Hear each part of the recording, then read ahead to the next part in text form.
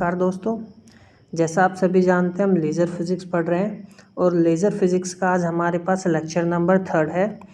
Third lecture हम पढ़ रहे हैं। तो देखो, मैं आपका सिर्फ 2-3 सेकंड लूँगा। मैं आपको कहना चाहता हूँ, देखो लगभग 18% लोग जो देख रहे हैं ना चैनल, सिर्फ उन्होंने ही सब्सक्राइब किया हुआ है, ठीक है ना। और बाकी जो लोग हैं उन्होंने बिल्कुल भी सब्सक्राइब नहीं किया हुआ है।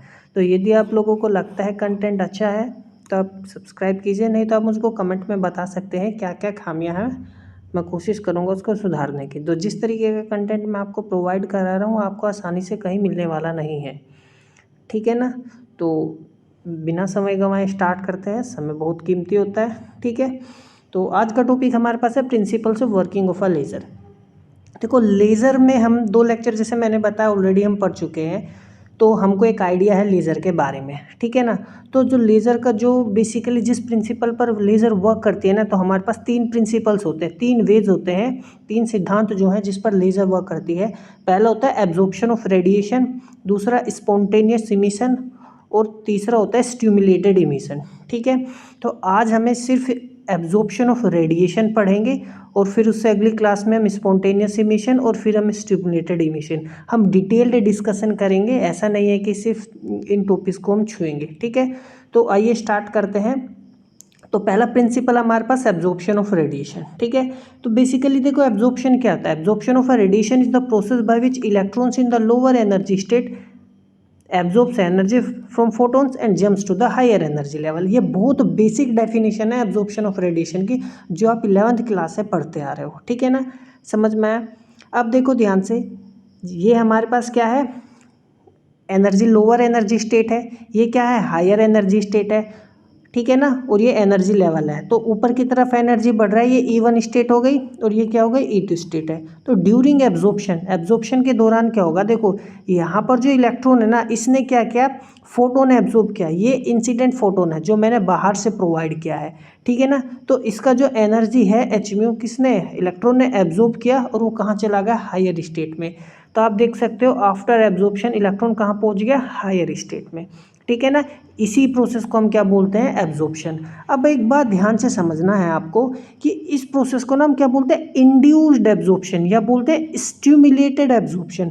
अब ये इंड्यूस्ड क्यों कहा गया है, क्योंकि हमने एक एक्सटर्नल एजेंसी की मदद से, एक्सटर्नल एजेंसी का कहने का मतलब है हमने बाहर से फोटोन को इंसिडेंट किया, उस फोटोन ने क्या किया, एनर्जी प्रोवाइड की है इलेक्ट्रॉन को, तभी तो एब्जॉर्प्शन हुआ है। तो इसलिए क्या कहा गया, इंड्यूस्ड एब्जॉर्प्शन कहा गया है, या क्या बोलते हैं हम, स्टिमुलेट किया गया है इसको। ये अपने आप नहीं हुआ है, ये जो एब्जॉर्प्शन हुआ है यहाँ पर, ये अपने आप नहीं हुआ है। यदि अपने आप होता तो बोलते हैं हम स्पॉन्टेनियस, ये अपने आप नहीं हुआ, ये नेचुरली नहीं हुआ है, तो इसलिए क्या कहा गया, स्टिमुलेटेड या इंड्यूस्ड एब्जॉर्प्शन कहा गया है। समझ में आई बात, ठीक है।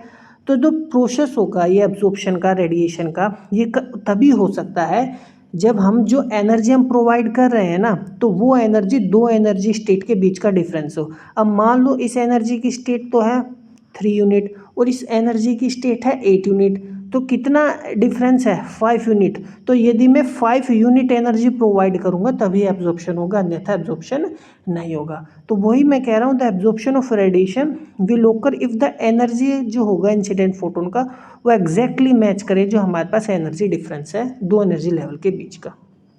समझ में आगे बात, ठीक है।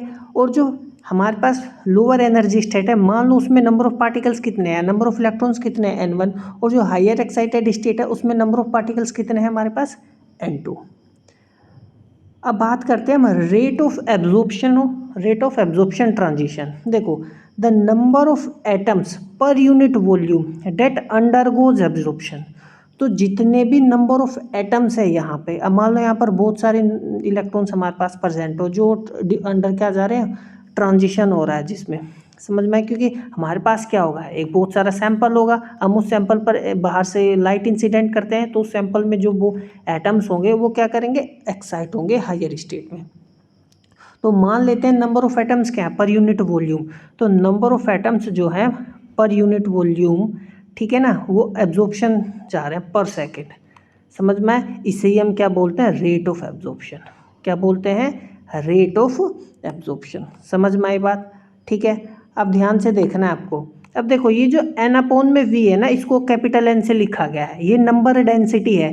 काफ़ी बार इसको ना सिर्फ नंबर ऑफ एटम्स या नंबर ऑफ पार्टिकल्स पढ़ देते हैं, तो उससे कंफ्यूज नहीं होना है, ठीक है ना।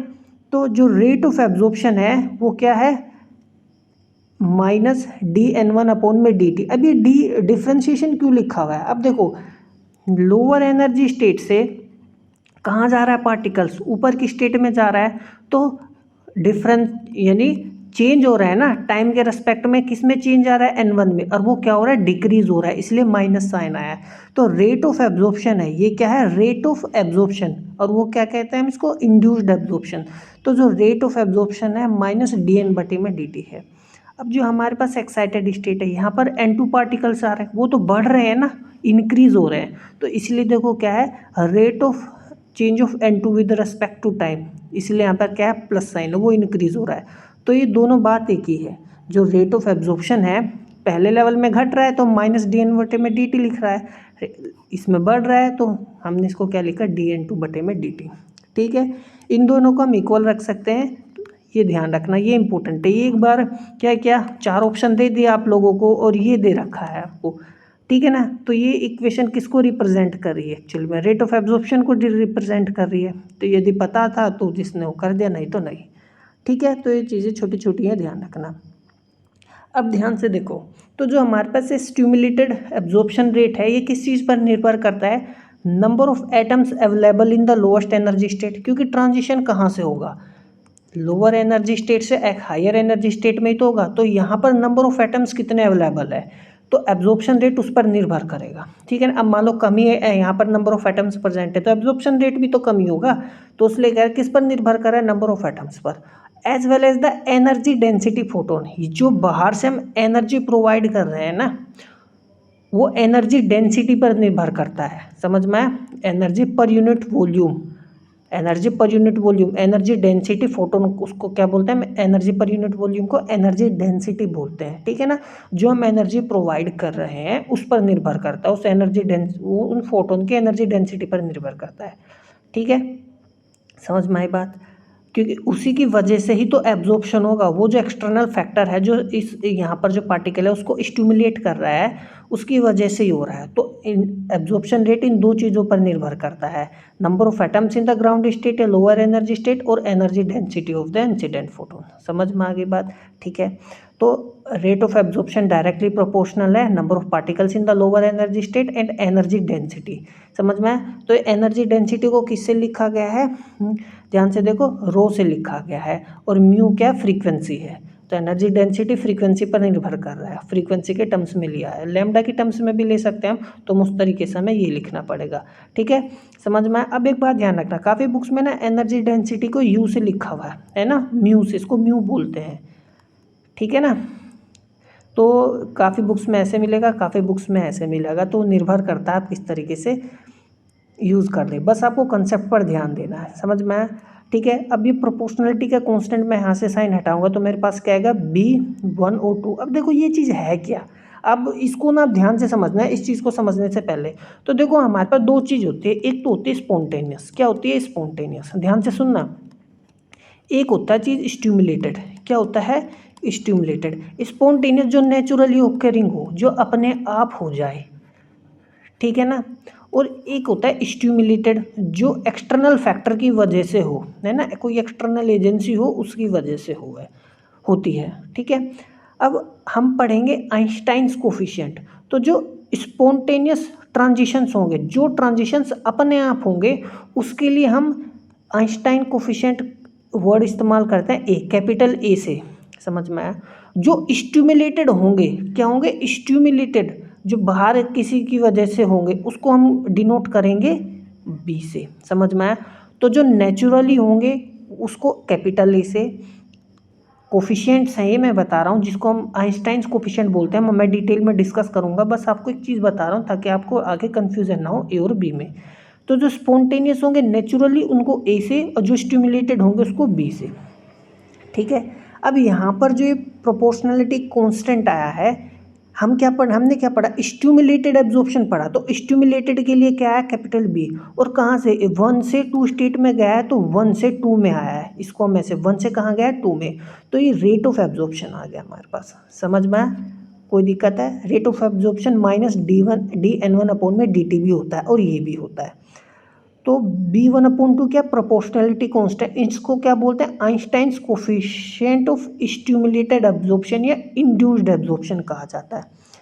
और it is a constant characteristic of the atom, ये विशेषता होती है हर एटम की। क्यों हर एटम की विशेषता होती है, क्योंकि देखो ये जो एनर्जी गैप है ना, हर एटम में क्या होगा, अलग अलग होगा नहीं होगा, अलग अलग। तो ये आइंस्टाइन्स कोफिशिएंट है, हर एटम के लिए अलग अलग है, इसलिए कह रहे हैं ये कांस्टेंट कैरेक्टरिस्टिक है एटम का, ठीक है। और रिप्रेजेंट करता है प्रॉपर्टीज़ को of the energy state of that atom, ठीक है। अब ध्यान से देखो, अब ये रेट ऑफ एब्जॉर्प्शन हमारे पास आ गया। अब देखो ये जो है B1 इंटू B2, ठीक है, और ये N1, ये जो दोनों वर्ड है ये एक्चुअली में प्रोबेबिलिटी बताते हैं हमें, क्या बताते हैं, प्रोबेबिलिटी बताते हैं। किस चीज़ का सॉरी मैं उल्टा बोल गया, हमारे पास जो B12 है आइंस्टाइन्स कोफिशिएंट है, और इंड्यूस्ड डेंसिटी, ये फोटोन डेंसिटी, जो फोटोन हमने इंसिडेंट किया है उसमें एनर्जी डेंसिटी कितना है, और आइंस्टाइन्स कोफिशिएंट, ये दोनों डिटरमाइन करते हैं प्रोबेबिलिटी। क्या डिटरमाइन करते हैं, प्रोबेबिलिटी।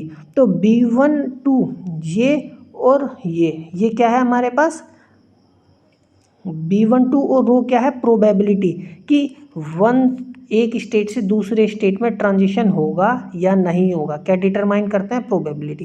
क्यों ऐसा, ध्यान से देखना, रेट ऑफ इंड्यूस्ड एब्जॉर्प्शन जो है ना, ये रेट ऑफ स्टिमुलेटेड एब्जॉर्प्शन, ये भी एक तरीके से प्रोबेबिलिटी ही है, ठीक है ना, कंफ्यूज नहीं होना है बिल्कुल भी। अब ध्यान से देखो, तो इसको मैं क्या किया, तो इसको मैं ये लिख सकता हूँ B1 इंटू 2, रो को ये लिख लिया, ये N1 आ गया, जहाँ पर P12 क्या है, B1 इंटू रो, या इसको हम ऐसे लिखते हैं, जो प्रोबेबिलिटी है वो डायरेक्टली प्रोपोर्शनल होता है फोटोन डेंसिटी के, ठीक है ना। और ये प्रोपोर्शनलिटी का जब हम साइन हटाते हैं हमारे पास B12 में ये आता है, ठीक है ना। तो कन्फ्यूज़न नहीं होना चाहिए। अब ध्यान से देखो, आगे बढ़ते हैं। तो P12 क्या बता रहा है, probability of an absorption transition होगा, उसकी प्रोबेबिलिटी बता रहा है। B12 indicates the probability of occurrence of induced absorption transition from level 1 और 2। कोई डाउट है, ये दोनों क्या है, डायरेक्टली प्रोपोर्शनली तो है, तो ये भी तो एक तरीके से हमें क्या बता रहा है, इंडिकेट कर रहा है, ये तो प्रोबेबिलिटी देगा और ये भी क्या बता रहा है, इंडिकेशन देगा। तो आइंस्टाइन कोफिशिएंट जो है, ध्यान से समझना मैं क्या बता रहा हूँ, तो जो आइंस्टाइन कोफिशिएंट है ना, बी क्या है, बी किस लिए, स्टिमुलेटेड, और 1 से 2 में जा रहा है तो एब्जॉर्प्शन ही होगा, 1 से 2 में, लोअर से हायर में जा रहा है तो एब्जॉर्प्शन होगा, तो ये प्रोबेबिलिटी हमें बता रहा है, ठीक है। अब हम इसको समराइज़ कर देते हैं जो हमने पढ़ा है, अब ध्यान से देखना। तो रेट ऑफ एब्जॉर्प्शन हमने क्या पढ़ा, माइनस dN/d2 ये होता है, और रेट ऑफ एब्जॉर्प्शन को हम इस तरीके से भी डिफाइन करते हैं, बी ये क्या है, आइंस्टाइन्स कोफिशिएंट है, और ये हमारे पास क्या, probability whether induced absorption will take place और नॉट, ठीक है ना। तो मिलते हैं अगले लेक्चर में, तब तक पढ़ते रहिए, नमस्कार।